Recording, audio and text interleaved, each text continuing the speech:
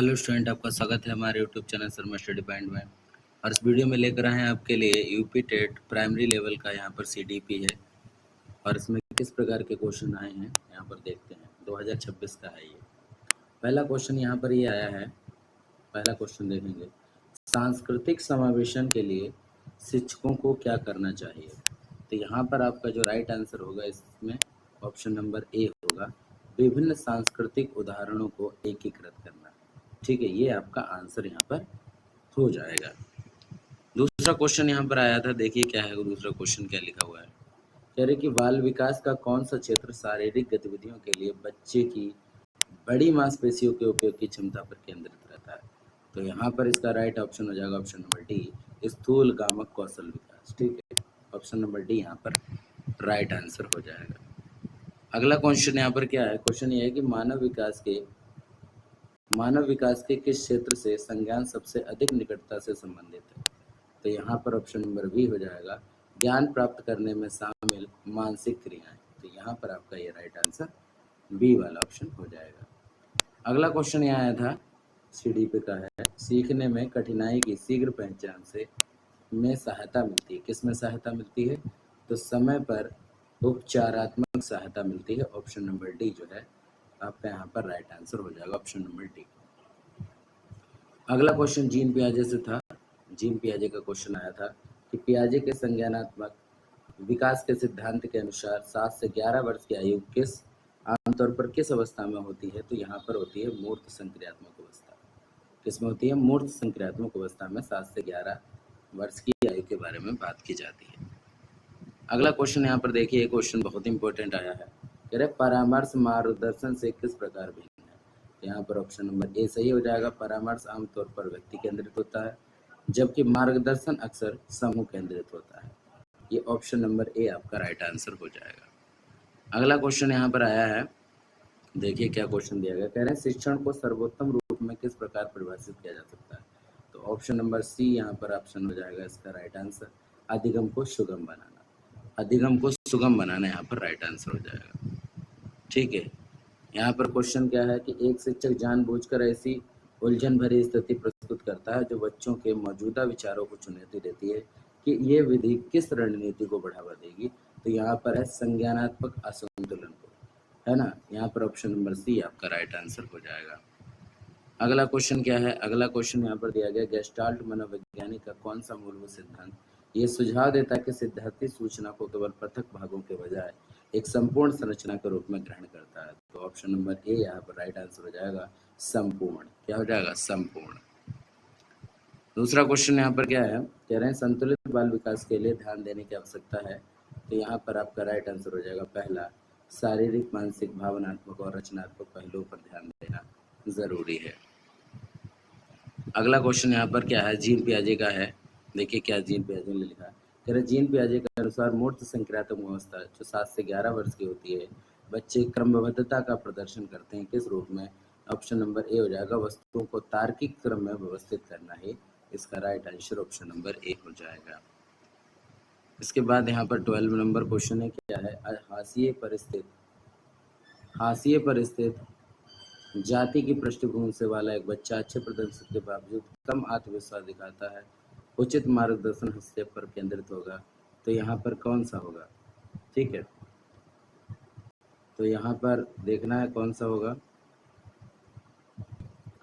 Option number सी यहाँ पर right answer हो जाएगा, आत्मसंवर्धन और सुरक्षित संवाद। ये आपका राइट आंसर हो जाएगा, option number C right answer हो जाएगा।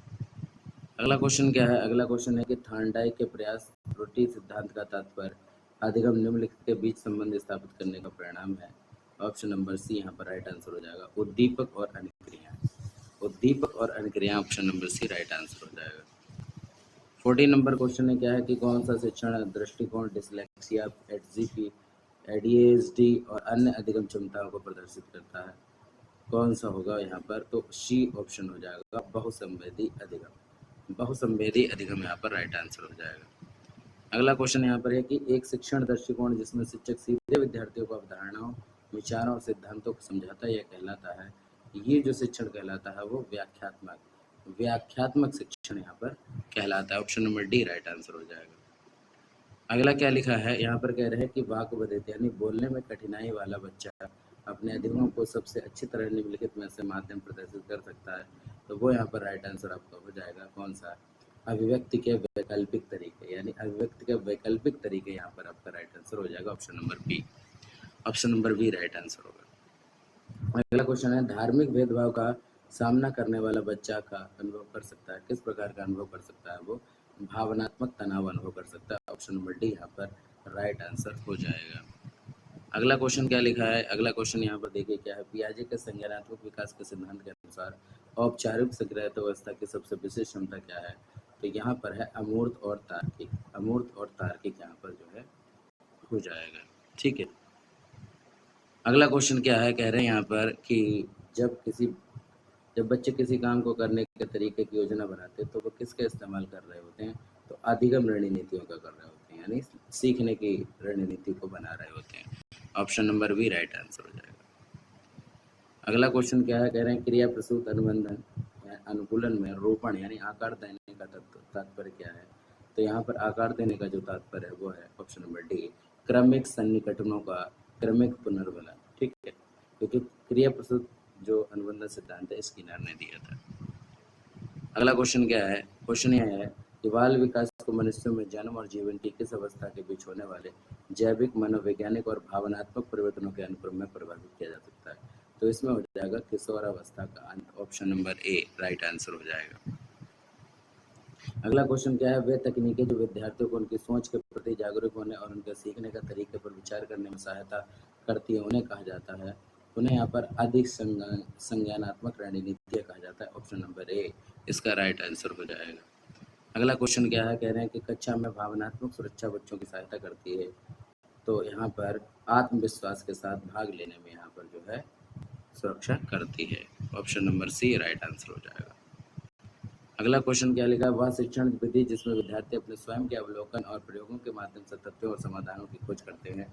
तो ये जो विधि कहलाती है वो कहलाती है अन्वेषण विधि। क्या कहलाती है, अन्वेषण विधि। बी ऑप्शन यहाँ पर राइट आंसर हो जाएगा। अगला क्वेश्चन यहाँ पर क्या दिया गया, थॉर्नडाइक का अभ्यास का नियम यह बताता है कि क्या बताता है कि अभ्यास संबंधों को मजबूत बनाता है। ऑप्शन नंबर ए यहाँ पर राइट आंसर हो जाएगा। ठीक है, अगला क्वेश्चन यहाँ पर देखिए क्या है, कह रहे हैं कि माता पिता की भागीदारी समावेशन को मजबूत करती है क्योंकि यह एक ऐसा होता है, ये सीखने में निरंतरता को सुदृढ़ करती है। ऑप्शन नंबर डी यहाँ पर राइट आंसर हो जाएगा। Option number D right answer हो जाएगा। अगला क्वेश्चन क्या है, देखिए यहाँ पर रचनावादी शिक्षण में निम्नलिखित में से किस पर जोर दिया गया। तो यहाँ पर शिक्षार्थी की गतिविधि को जोर दिया गया है। ठीक है, समझ गए बात को, यहाँ पर option number B right answer हो जाएगा।